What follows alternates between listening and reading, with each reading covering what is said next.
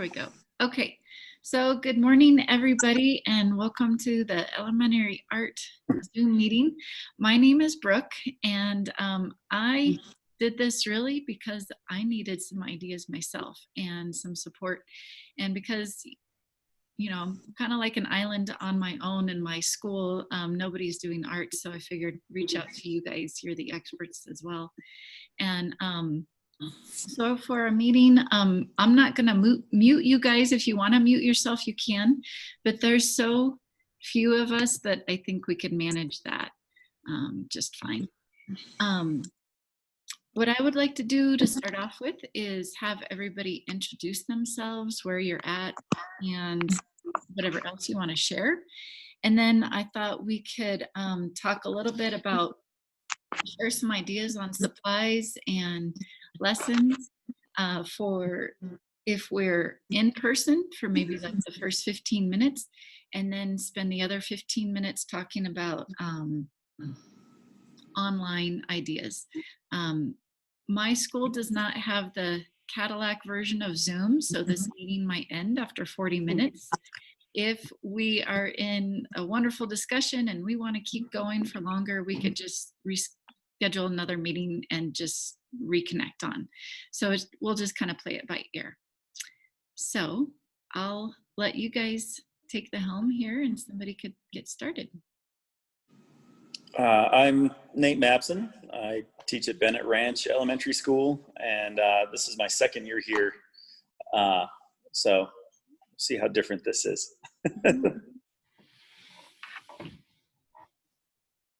I'm Kat Jidone, and I'm at Ridgey Elementary, and this will be my 13th year here.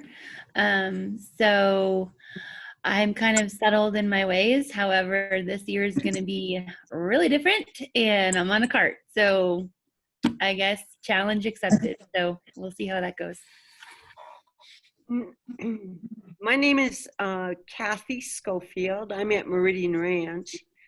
And I have done art on a cart before in Fort Worth. And it presents a lot of challenges. Let's just put it that way. But it can be done. So here we go. Oh, you go. Sorry. No, you go ahead. I'm Shayna Cooley. I am the art teacher at Grand Peak Academy. I'll be in my second semester, and we do not know if I'm on a cart or not, but I do know about 25% of my students will be online, which means I'll be making videos for them, and then also likely on a cart for students at school. I am Perry Benna. I'm at Remington Elementary, and I also will be on a cart. This is my second year here. Yeah.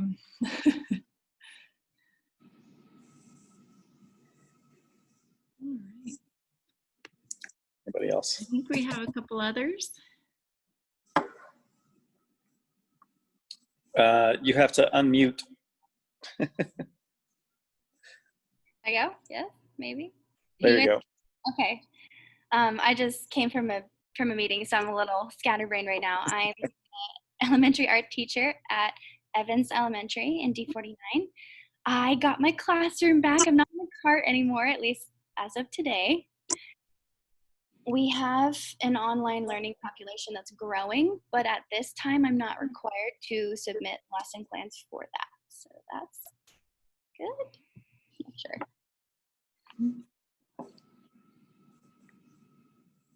Oh, and my name is Jess. Good to know. One more. Right. And then we have, is it Shanna, maybe?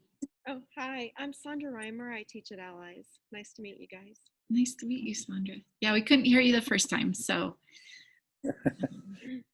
I'm looking through my grid here. It looks like I got everybody. So we'll kind of open up the floor. We'll start with art on a cart, which many of us are in that situation. Anybody have ideas for supplies, protocols for sanitation, I actually have mine kind of already done. Rock star. I'm not trying to be, but it was a rainy day last Sunday, and I was like, I don't want to be home, so I'm going to come into school. So I don't know if this is exactly what I need, but I'm sure a lot of people will probably tell me differently. But I've got, here's my cart. I've got my paper here, the bigger paper, and then I've got the 9x12 paper that I'm going to be filling up. It looks pretty empty, but it was from last year. And then my paint brushes, which will have a nice little bag that I will soak them in. My building said hot water and soap. I'm like, okay, I'm gonna do hot water and soap. If I have to sanitize anymore, then I guess I could probably do that. But I kind of jerry-rigged these together. This was an old, it was an old overhead projector cart, but I can like make it have wings and like do like a little demonstration thing here. I'm gonna put my laptop probably on here. And then I've got other paper, I've got glue, I've got scissors that haven't even been opened yet, and glue sticks that haven't been opened yet. So if someone needs those, I got my glue guns because those are important to me. This stuff is just kind of like little office supplies for myself. Probably no child will use those. And then up here, I've got just things I can put folders in for rosters and stuff like that, because we'll have at least, we're 4 wide in each grade level. So we'll probably do at least 3 in-person classes and 1 e-learning class. And then 1 teacher is in charge of the e-learning. So that's how it's set up for us so far anyway. And then anyway, and then this whole thing can move around, which is kind of cool. Little squeaky wheels, but nothing I can't use to use WD-40 with. So anyway, that's what I have right now. It'll probably tweak it and change it, but. Is that all one cart? Is that a giant cart that you have? Yeah. Amazing. I was thinking about lashing carts together and just having a train down the hallway. So far, it's yeah, it's like one large big thing, and like I said, these kind of flip up. It's kind of like my little I feel like MacGyver right now, but that's what I've got so far, and we'll see how it goes. I still have my room to come back and get more supplies and stuff like that. They're not going to utilize my room for anybody else, which I guess is nice because I still have it, but they're just worried about getting the cohorts, you know, back and forth and all that stuff. So anyway, that's what I've got thus far. I love your idea about paintbrushes. I was really worried I was going to have to buy a lot more paintbrushes, but I love your idea, and I like knowing that it's that simple with. Yeah, and my admin, I mean, I'm sure it might be different from each school building, but Right. as long as I wash them really well, Mm-hmm. then the next class can use them. You know, if I do need to add sanitizer on my cart. I don't have that there yet, but so yeah, it's the other supplies I'm hoping the kids have. If they don't, I'll put it on my cart, and then if I have to sanitize, then it is what it is. So. Did anyone say anything to you about the fact that things have to sanitize for 72 hours? Yeah. Mm-hmm. Yeah. Or they told us 48 to 72, but yeah, that's what Yeah. yeah. Unless they're sanitized, like you said, with warm water and soap, or if I'm assuming we could also use another sanitizing product as well. And if it's something that's not sanitized, then yeah, it does have to be like in quarantine for that long. So, okay, what are you guys doing about painting? Like if they're painting in their classroom, what are you using? Obviously, we can't be carrying around dry racks. Are you guys thinking of hanging things up immediately in the hallway? Anybody have any thoughts? I thought about putting, if there's space outside of every classroom, Mhm. hanging a clothesline and having the kids go up individually and hang their work out there. And then after school, I could go and take it down. I also thought I have a couple of drying racks that I was gonna plan out which classes were painting that day, bring it before school, put it in their classroom, and then it would just be a lot of before and after school work. I don't know what solutions you have. Okay, well, that's a good idea. I have a drying rack that has wheels, so I'll probably just tug that along with me. So Okay. Anybody else have some art on the cart ideas or suggestions?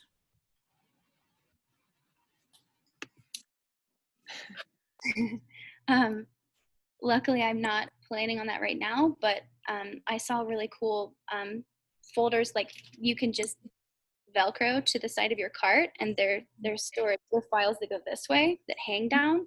And so I was thinking of putting resource material for the kiddos or early finisher activities in those so they could come up, take it out, and go back to their seats with. I also have a bunch of, I found books at one of the teacher stores. It's like dry erase pages for mazes where it's something easily you can wipe down. I'm going to laminate them, and then you can take a dry erase marker and the kids are working on their fine motor skills, but that's something that can travel between classrooms that's easily sanitizable. I was trying to think of a lot of small paper things instead of big classroom projects because not a lot can travel this year. I have a really good, we got some chat things going on. Anyone else taking classes outside? I plan to be as much as possible, and we are working on how to get kids out and in from that. In the board meetings, Hilt said several times that they would support classes outside 100% this fall. Yes, absolutely. I've already talked to my principal and classroom teachers about taking the kids outside. A lot of other teachers are going to be taking their kids outside, so they're going to like tell me, you know, ahead of time a space or an area where I could take my kids when I have them, so that you know, there's not confusion of where to go. Some of the classroom teachers said that they're going to have kids bring in a beach towel to lay out so that they have their own space. But yeah, anybody have some ideas on outdoor activities or? How long, I have a quick question. How long are your guys' classes? Ours is 45 minutes, and I was on a cart last year, and that anytime I tried to paint, it was just really hard to, I don't know, clean up, I guess. So I'm thinking if I do take it outside, how, I don't know, maybe that's a silly question, but I wondered, because ours got cut a little short, but. No, good question.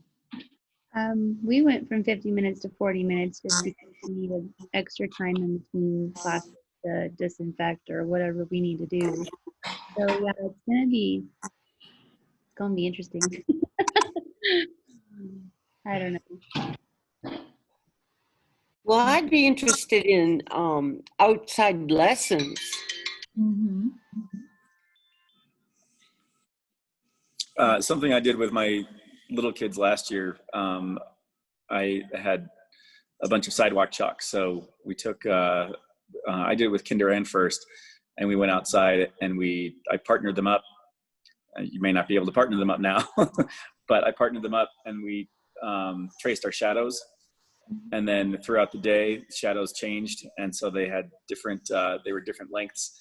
But then they had to go decorate their shadows with, you know, color them in with what they were wearing and things like that. And it was, you know, it wasn't the most academic of activities, but it was a lot of fun and the kids really enjoyed it. So Yeah. sidewalk chalk is always a good go-to for outside.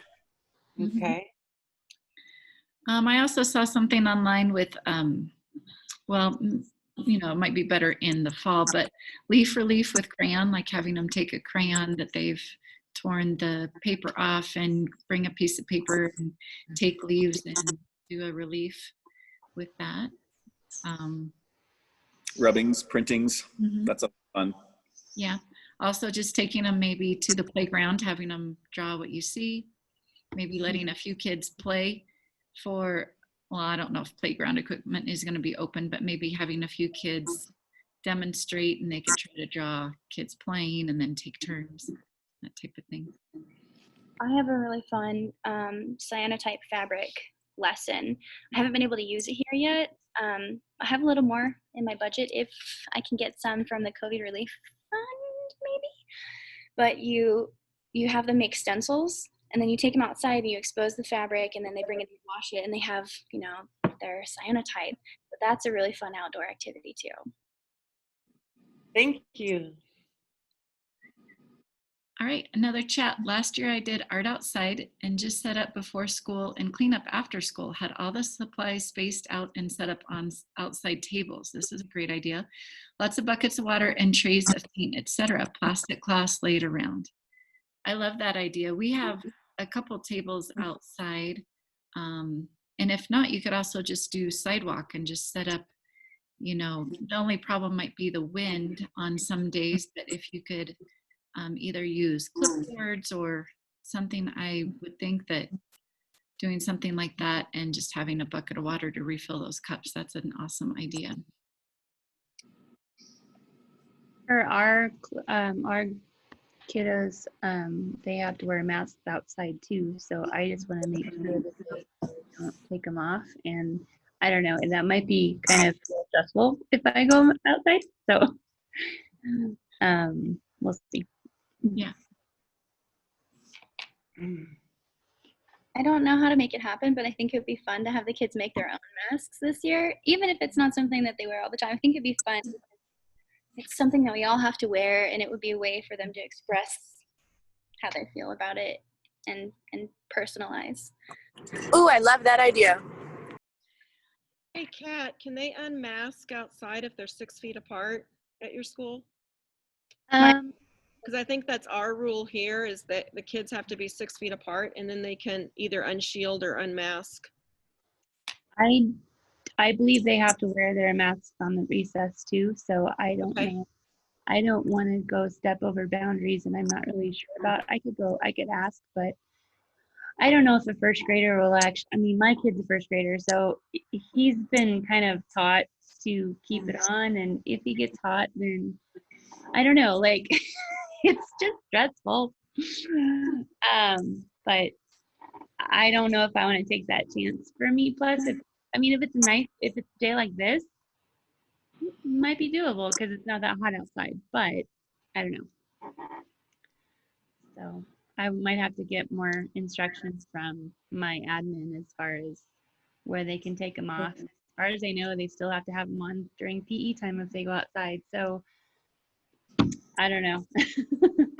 I've heard so many variations that I'm so confused, you know.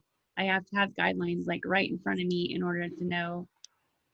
And I'm pretty sure I try to, you know, follow the rules, but man, if there's just one rule that I break, I think I'll be in trouble.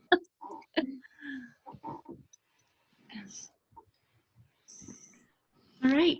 Any other ideas for in-person, outdoor art on a cart, that type of thing? I have a question. Sure.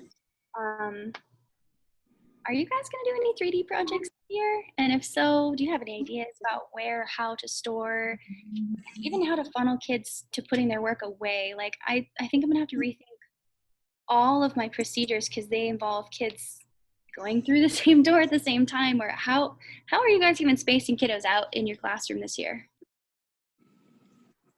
I think that's for me, it's gonna be based on a per project basis, because for paper projects, I usually release them by table, and then that table can go and turn their artwork in, and then they get started on their cleaning job. But you were just asking, where am I going to store my 3D projects? Because I had some really cool ones in mind, and then I just panicked just for a second because I realized I don't have a place to store them in my room. So we have, it's been designated the hallway to nowhere, close to my room over here. So I think there's a spot in the hallway that I can probably safely store some 3D projects, because nobody ever goes there. So that's going to be my go-to place for 3D work. I do not plan on doing any 3D for the first semester. I have kids at home and at school. So I had to create projects where they can create from home as well. And that could involve, eventually, I would be okay with like parents coming to pick up some materials that they don't have, planning enough in advance. But in the meantime, we're not doing 3D this semester. I was thinking the same thing because it's hard enough for me to get kids to clean up in my room.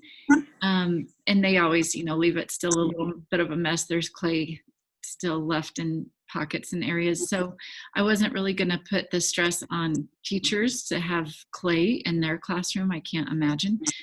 If I do decide to do some 3D projects, I will probably do them outdoors on a nice day and just do something super simple where I just pass out a ball of clay and ask them to do a pinch pot, especially with the limited time, and maybe just bring an empty cart with me and they could just put their pinch pot on the cart and wash their hands on their way back to the classroom and call it good. I do have it. I don't plan on doing 3D, but I have a project idea. It's pretty simple. It works for kindergarten for sculpture. Super simple. You can even get air dry clay, just like a small amount. You'll have to watch them, but they'll take their shoe and they'll actually step onto the clay with their shoe to leave some type of imprint that's on the bottom of their shoe. You let it dry, and then they can go back and paint over those designs. Cool. A lot of texture. Brooke, what grade would you do your pinch pot then for outside? Probably the upper grades, 3rd, 4th, and 5th. Okay. I would do it with the younger grades if I could have volunteers, but we're not allowed to have volunteers. But I might get bold and try it with the younger grades. We'll just have to see. I'll probably be relying a lot on baby wipes as well. So if I can't send them all to the bathroom to wash their hands, I might be going through a lot of baby wipes to do a hand cleanup after something like that.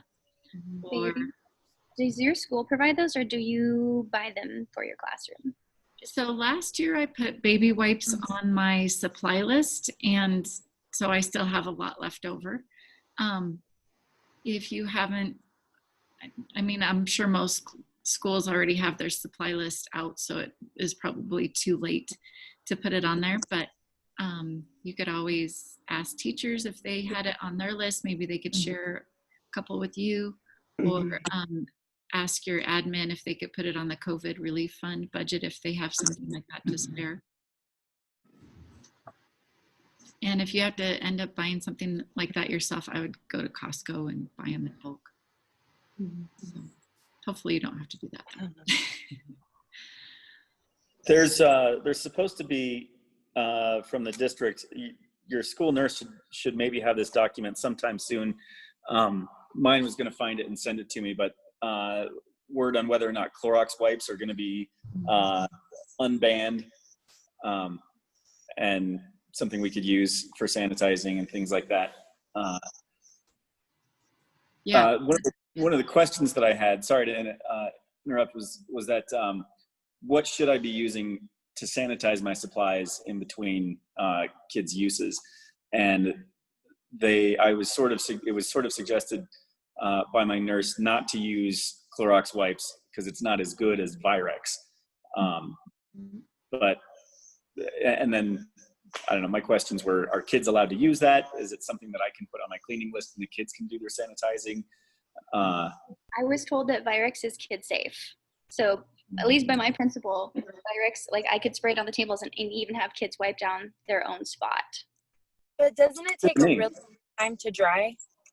Yeah. I think that's for I have been told there's 2 types. You can wipe down a surface, and then for a deep clean, you spray it down and you let it sit overnight. But I have heard both. Yeah, and one of the best people you might want to ask, in addition to your admin, is your custodians. They brought in bottles for me to spray and let dry. So Yeah, I don't think we're allowed to use Clorox wipes in our building. And I don't know if that's a per district or just per building, but I was told to throw all mine away, which was unfortunate, but yeah. it is what it is. So Yeah, so we might get an update on that. And then I heard another good resource for sanitizing questions is in the district is Patsy Pettyman, I think her name is. And so if you have any questions, you could email her if you need, something in writing or what the protocol is. Just real quick, how many of you are teaching in your classroom? Oh, okay, not very many.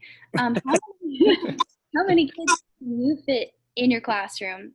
Because I still have not enough room for my class sizes right now. What are you doing about that?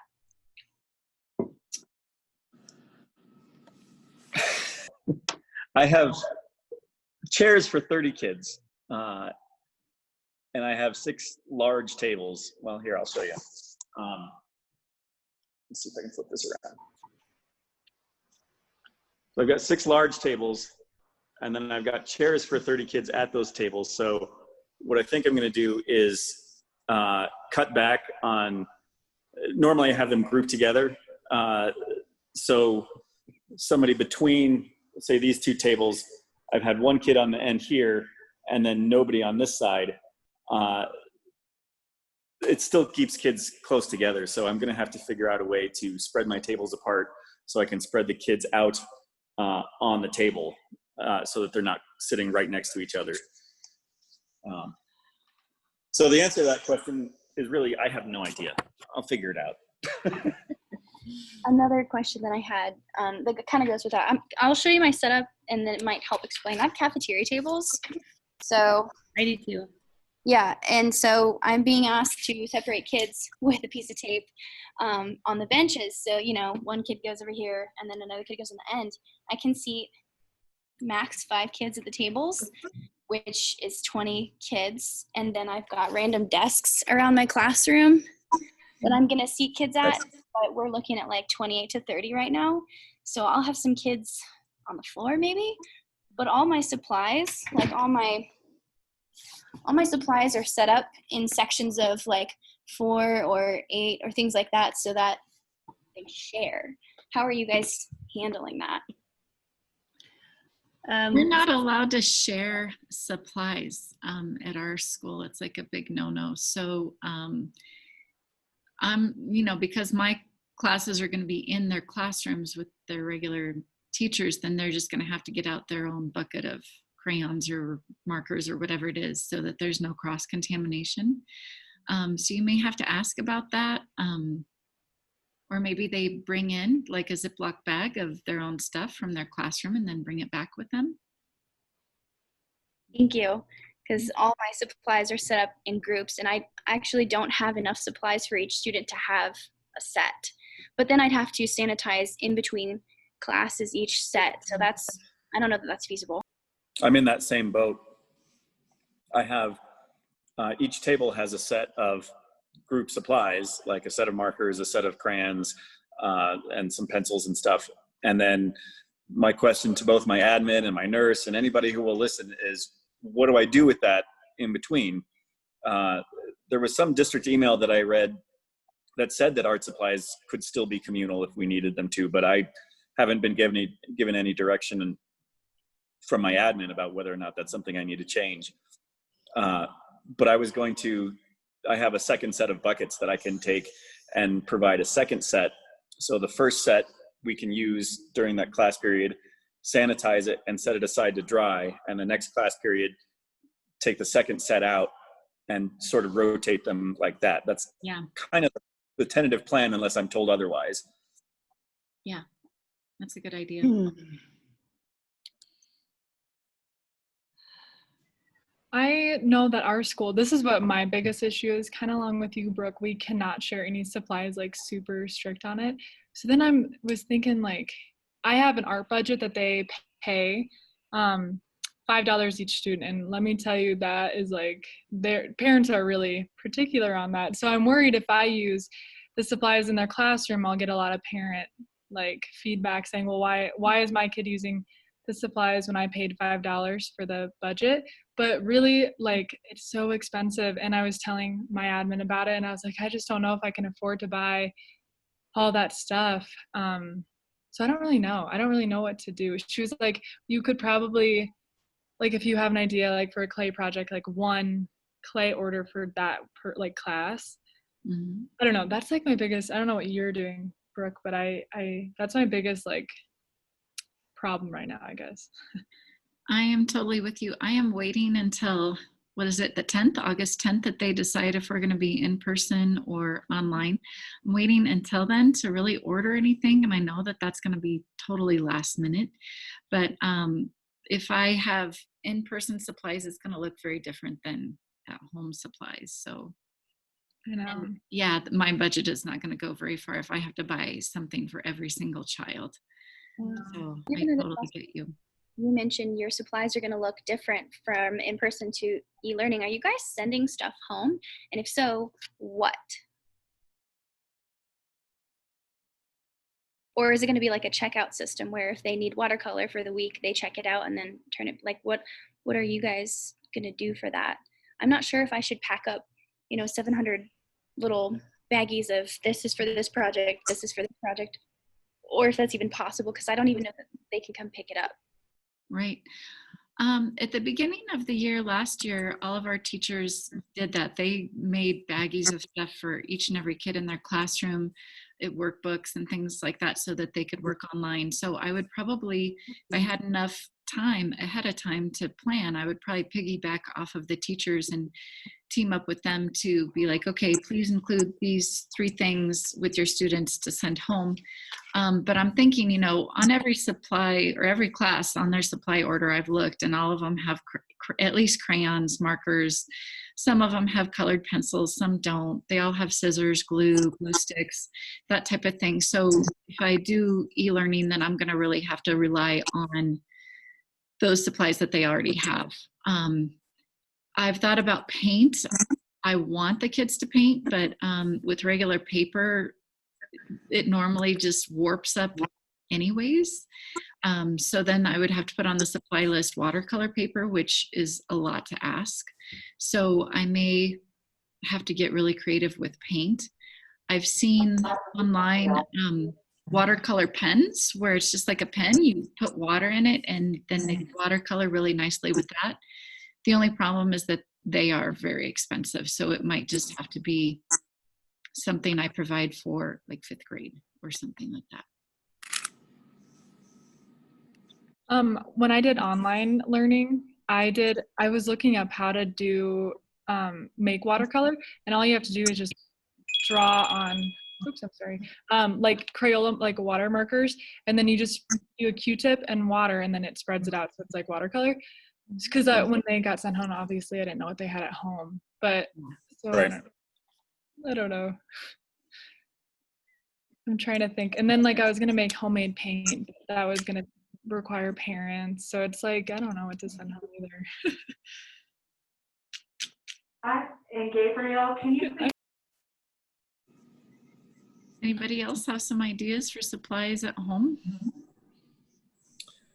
I really like the idea. Well, I need to know what they have. So I like the idea of pairing with the teachers and making sure that they take their classroom supplies home, so that I can just look at the school supply list and say, all right, if you're in 5th grade, you should have a set of colored pencils, a set of crayons, and this is what I have to work with when I'm giving you online instruction.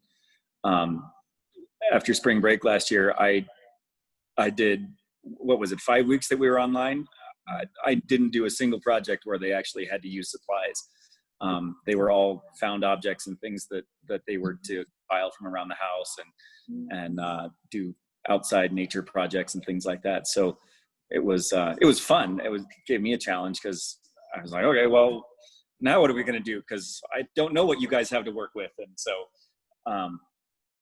it was fun, but it was if we are going to continue online learning, I need to know what I have to work with them. So. For our building, we're actually optional when we go to e-learning, so it's extremely frustrating, especially if I have to provide a lesson each week.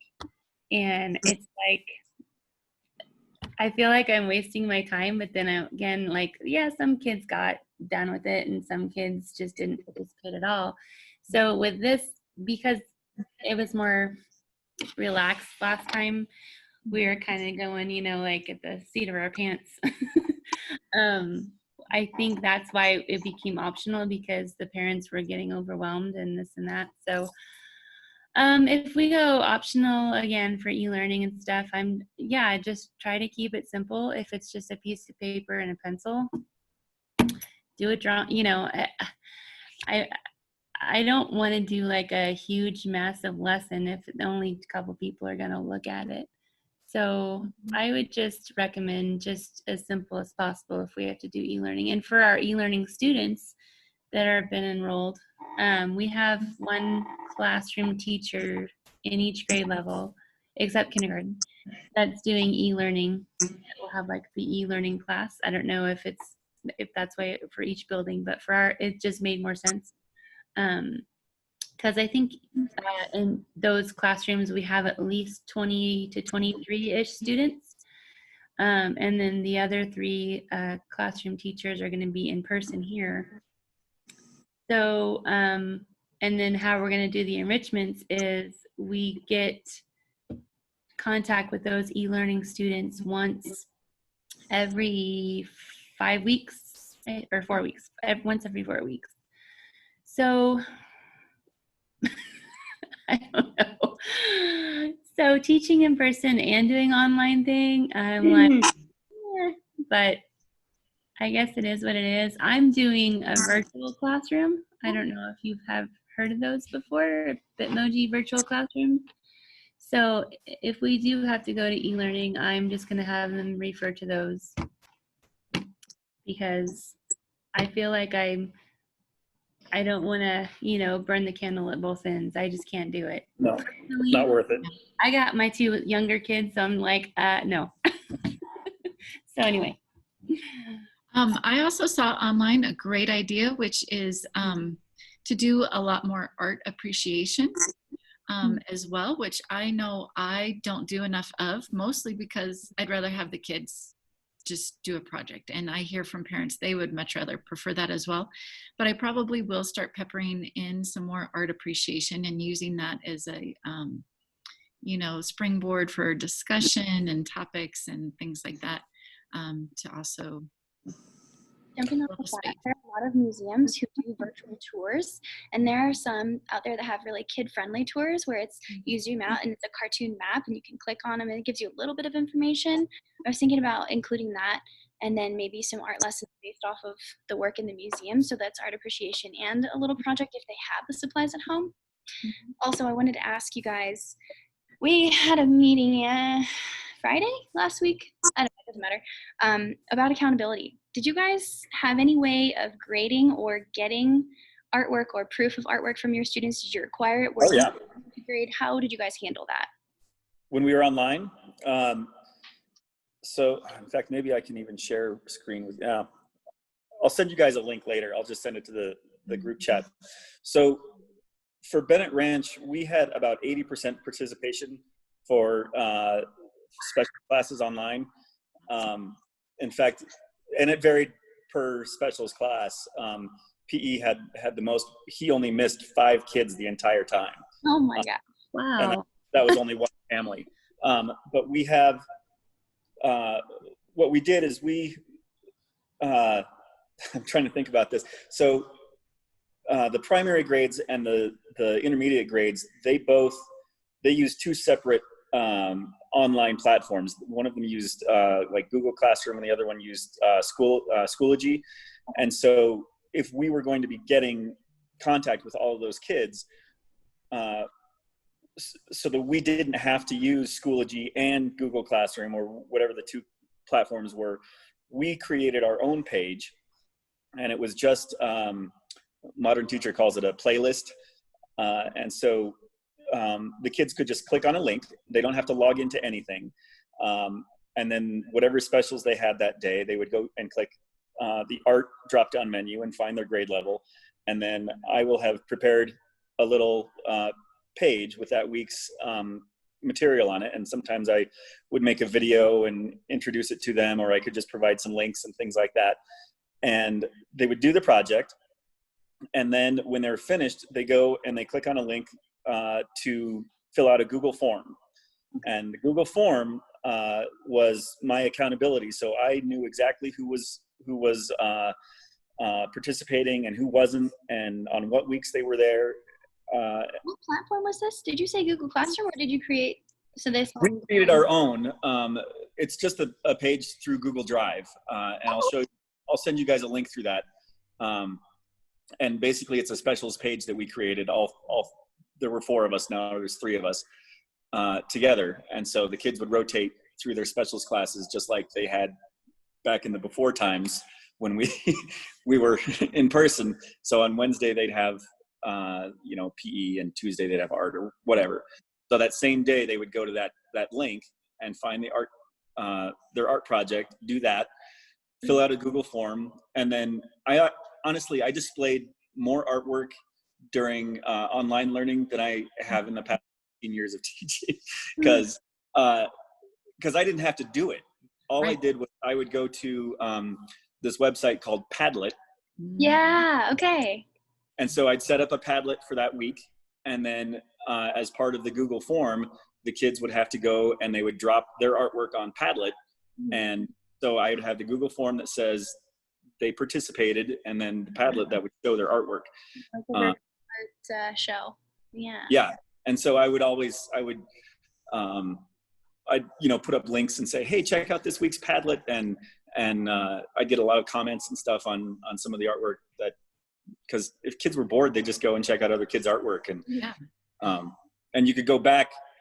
This time what I would do is I would actually, as part of the Google form, require them to make comments on other people's artwork on Padlet, so that I know that they're participating with each other. We did similar. We did Seesaw. I did Seesaw and Schoology. And so I put audio lesson on there, video lesson on there. I had examples. The kids did have to collaborate together in a sense, in groups, on what the design was going to be, the art was going to be. Then they each did their individual pieces, posted it. We did an art gallery, virtual art gallery, and they had to go and comment on each other's art and say how this applied to the art lesson and what they learned from it and all that kind of stuff. And I really, really enjoyed it. So we used the same kind of thing going on Seesaw and Schoology, and as well as the Google checkout form. And it really, really worked. And I had quite a bit of participation, I think, because the kids were on there looking at each other's work, commenting on each other's work, able to go to videos, just like what he said, able to go check out videos, able to go check out different examples right there that they could click easily on, and that seemed to work out really great.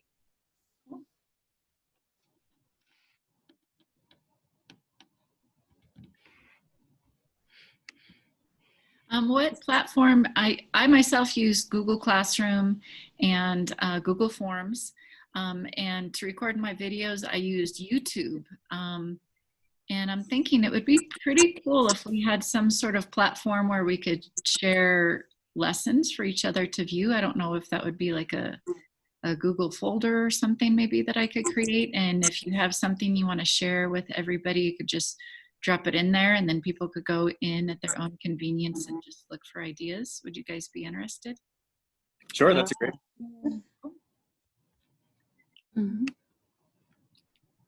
All right, any other ideas, questions?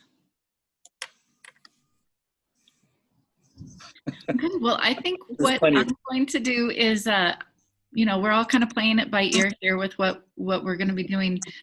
If we go to online, which I kind of hope we don't, but if we do, I'm going to send out another meeting invitation to you guys, and that way those people who maybe need some support with online stuff, like whether it's Google Classroom, Google Forms, I myself did a lot of troubleshooting. There was a lot of kinks that I had to work out at the beginning that I learned a lot. So I would be willing to do like a share screen and maybe like walk people through some stuff if they had some roadblocks last year and want some tech support. But I'm not like in any way a master at that kind of stuff. So if people are really good at tech, then they could also do share screen from their end and teach us a few tricks, which I would love to learn myself. So, and then that way, if you guys want to log in, I would probably do that August 11th, so that if we need to support each other again. I do have one more question for you guys. And if you can't answer it now, it's awesome. But in the future, for professional development, have you guys been able to find art-specific professional development? And if so, have you guys recently found any that's virtual? If you do, I'd be really interested in any sources that you have, because I want to learn something, and now we can't go anywhere. So hit me up if you guys have any resources. You should go online to CAEA. CAEA, it's Colorado Art Educators Association. I think they might be hosting some online professional development this year since our usual thing in Beaver Creek has been canceled. Do you know if it's free for educators, or is it, again, like you got to pay for it? And if so, have you guys had issues running into funding this? It's usually for members of CAEA, which reminds me I have to renew my membership. Thanks. Okay. But it's like $50 for the year, and there's a lot of resources that they have for specifically for art teachers. Out of curiosity, do you pay for that, or do you try to find funding through the school? What's acceptable? Do you know? I pay for it. Okay. Because it's for me. It's also it kind of serves as a union also. Oh, there goes my lights again. And so I just pay for it so that I know that I have those benefits. Okay. Some buildings, depending on your admin, I have asked in the past that it come out of my art budget, and some principals are open to that. Some want you to spend your art budget just on supplies, so it just depends. Okay. Awesome. We Ask got new the building secretary and see what she says.